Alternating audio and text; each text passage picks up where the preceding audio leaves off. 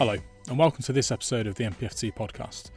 On this episode, we were joined by Claire Bailey, Managing Director for our Children and Family Service, and Saky Kaur, a health visitor in our 0 to 19 service. Now, Claire and Saky were paired together as part of a Reciprocal mentoring programme at the Trust. Now, Reciprocal mentoring is more about two-way development, so both people taking part, learning from each other through their different backgrounds, experience, perspectives, knowledge and skills. Now, MPFT's programme saw senior leaders paired with colleagues from an ethnic minority background to really help those leaders gain an understanding of what it's like for them working here and the challenges they face. So what you'll hear is a really powerful conversation between Claire and Saky, who is of Indian background, about how they found the programme, what they both took from it, what they learnt about each other, and how those learnings and the other people who took part are now shaping how we as a trust combat racism and all forms of discrimination to ensure that MPFT is a welcoming and safe place for everyone. So I really hope you enjoy the episode and the conversation between them both, which you'll hear now. Thank you.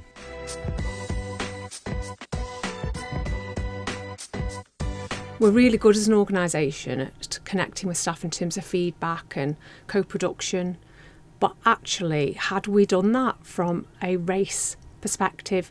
So from an away day that had taken place, we really challenged ourselves, and then came this opportunity around reciprocal mentoring.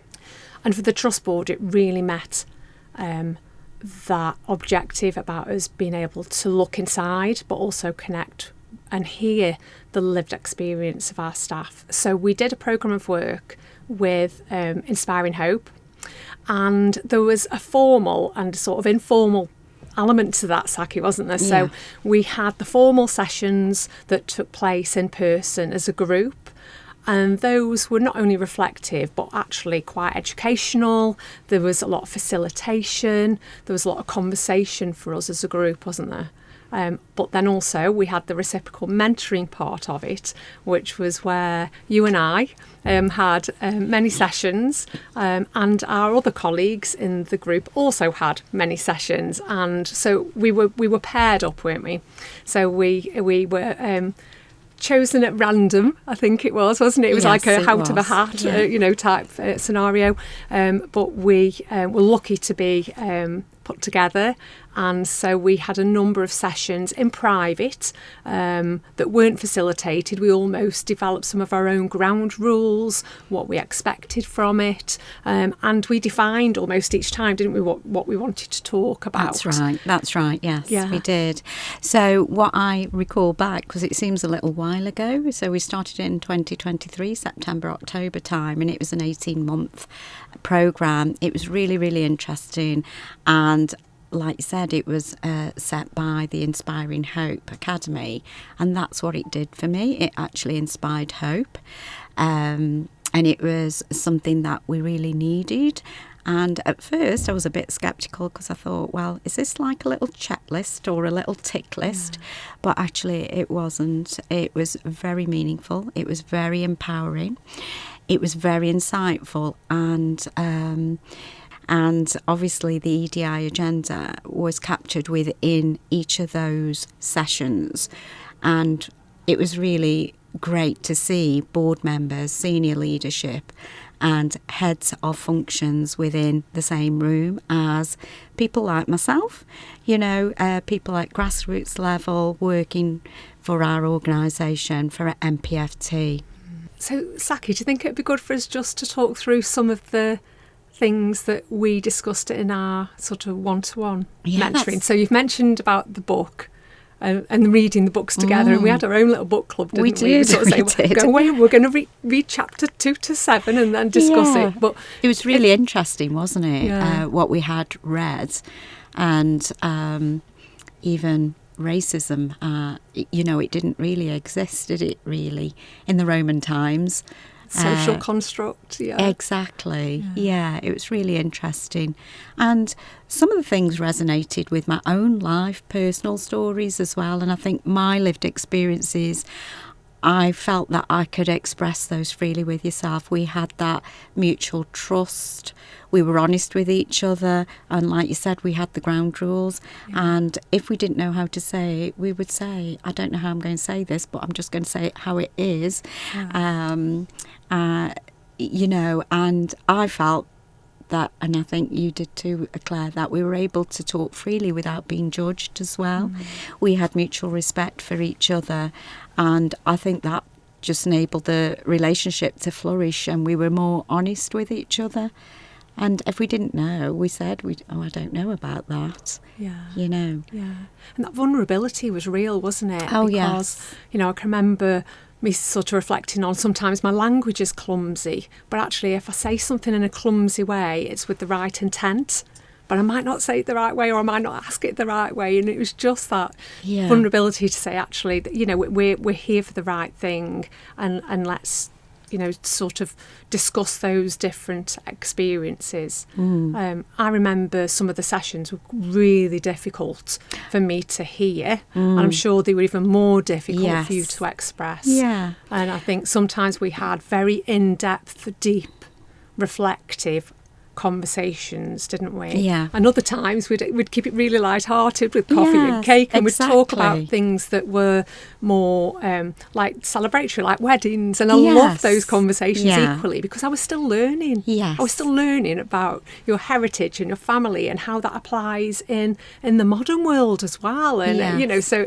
all of it was really valuable, wasn't it? And I'm grateful for that, Claire, because you really took interest and you wanted to learn more about my culture. You know, the way the names are chosen, the religion, marriages, births, deaths, etc. But like you said, it was at times I had to be vulnerable myself and show that vulnerability. And some of those discussions that we had, or reflections about my past life and how I was brought up and the schooling I had, the education and the impact of racism that had on myself, but not only on myself, but also my children are experiencing that too in this modern day that we're living in. It's never disappeared and it's still there. We still got a long way to go, unfortunately, but you know, at least MPFT recognise there are issues, there are challenges about discrimination and racism, and we're all here in it together to do something about that. So I really enjoyed those mentoring sessions that we had. I think for me they were the best parts of the programme, and I think I learnt more about myself because I'd actually put some of those experiences I'd had in the past behind me. I never was able to bring them up because really I didn't have the time to think about those things. And for me it was a normal part of my life. Who was going to listen to that? Who wanted to know? Nobody really wanted to know. And it was something that I, my children, my husband, my family, extended family, just put up with day in, day out, whether we were at work in our professional roles, you know, so, and we just had to get on with that as well. And some of those differences, the differences in opportunities, the differences in things that I have just taken for granted, and actually you had a very different, and your family had a very different life.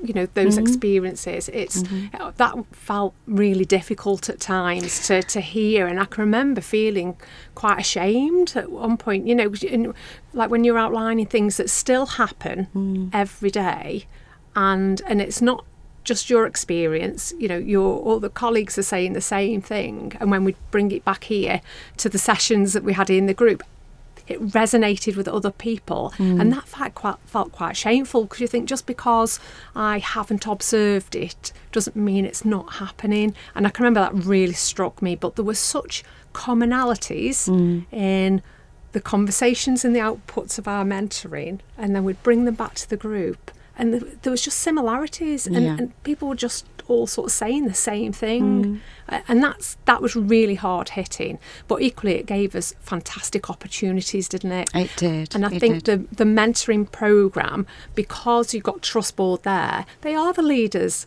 and they have got the responsibility to drive strategy and enact change and to lead the organisation through that.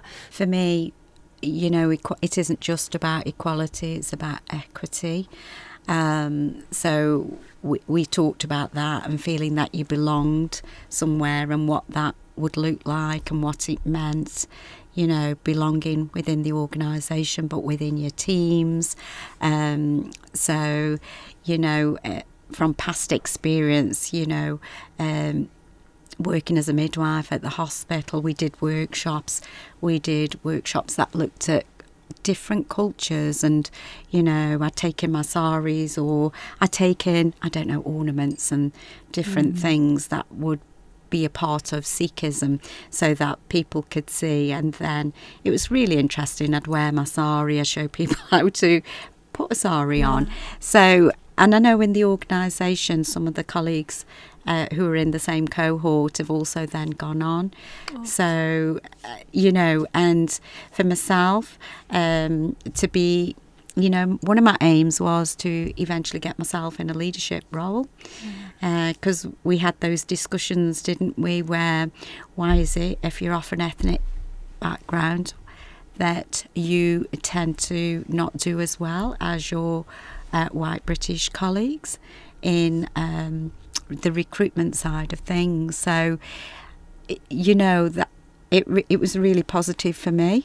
I got myself a leadership role, a band 7, and that really just gave me opportunities to learn about I had my own personal aims and objectives that I wanted from the programme, and I was able to achieve that and fulfil that as well. So it was, for me, it was an all-round positive, and that we're keeping the mentoring going, aren't we as well? And some of those things that we spoke about in the group, and we tried to be objective, hadn't we, in some of our sessions as well, trying to put a bit of structure around it. And I can remember us looking at a problem and then saying, well, let's do a root cause analysis methodology. Yes, I remember that. Yeah, so we did the 5 whys, didn't we? And we did a few other different methodologies. But bringing some of those back to the group and it resonating with the group.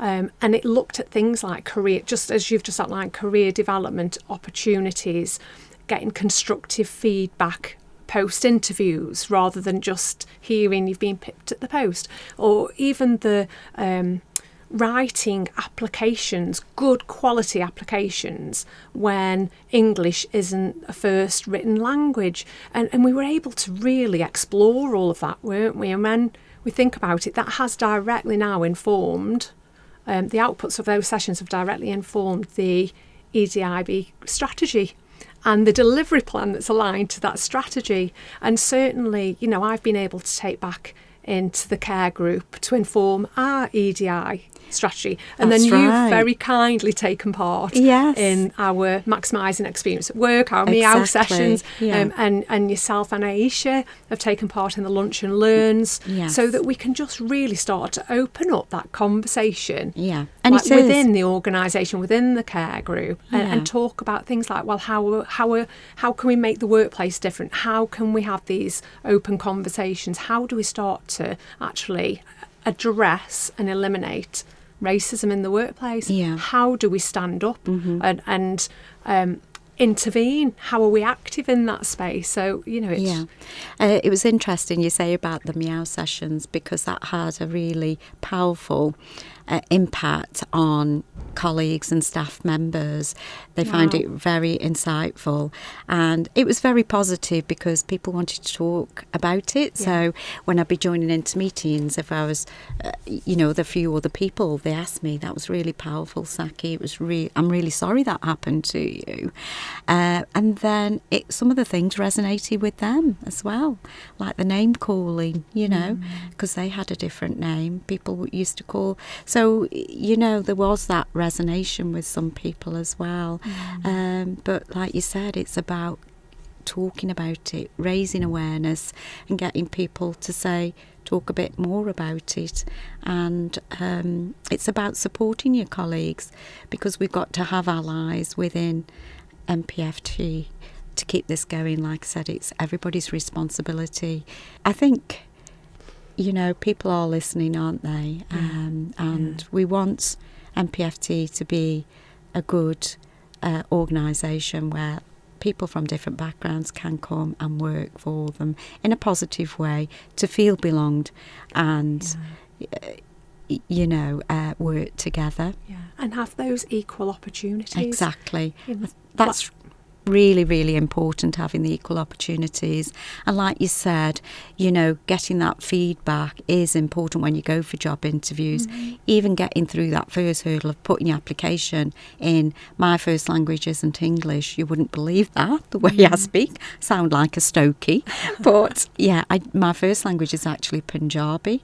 So yes, and I do notice my grammar isn't always succinct when I'm writing. So I have worked with Helen Lee as well on the recruitment side. So looking at the way, to make it a fairer process and the way adverts are written as well. So just thinking about it in a positive way, in the role that I was doing as a team leader, what that enabled me to do on a positive level was to look at the EDI lens on every level. So incorporating within, it's an agendaed item within our business meetings, but also in supervision when we're talking about, bringing that up if there were any issues, but also having it as an objective for the team, an EDI objective for the team. So like in their appraisals. That's right. Yes, yeah. Fantastic. And enabling people to join on to the networks, the staff networks. It didn't have, to as an ally, to see what goes on, because I think that's just as important as well. Or if they had special interest in any of them, because we have got the reach and enrich staff networks for staff of ethnic backgrounds as well, plus all the other networks that we have. So we've got a long way to go, haven't we, as MPFT? I think we have got a long way to go, but what a fantastic start that we've had in terms of this from a reciprocal mentoring perspective, just to enable us to have these conversations. We've got lots of enablers in the background, haven't we, in terms of strategy and the RES and DES and, expanding it like the groups that you've outlined. But I think this has been really, really impactful. I know it's something that a number of care groups are thinking of replicating within the care groups, because it just has been so powerful, and we continue to learn and develop,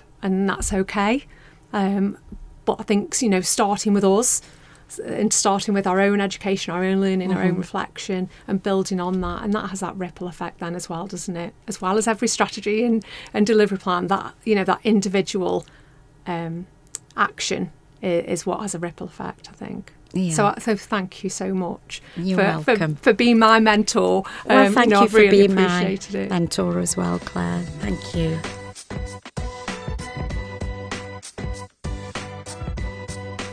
So a massive thanks to Claire and Saky for joining us and sharing their experiences with us on this episode of the MPFT podcast.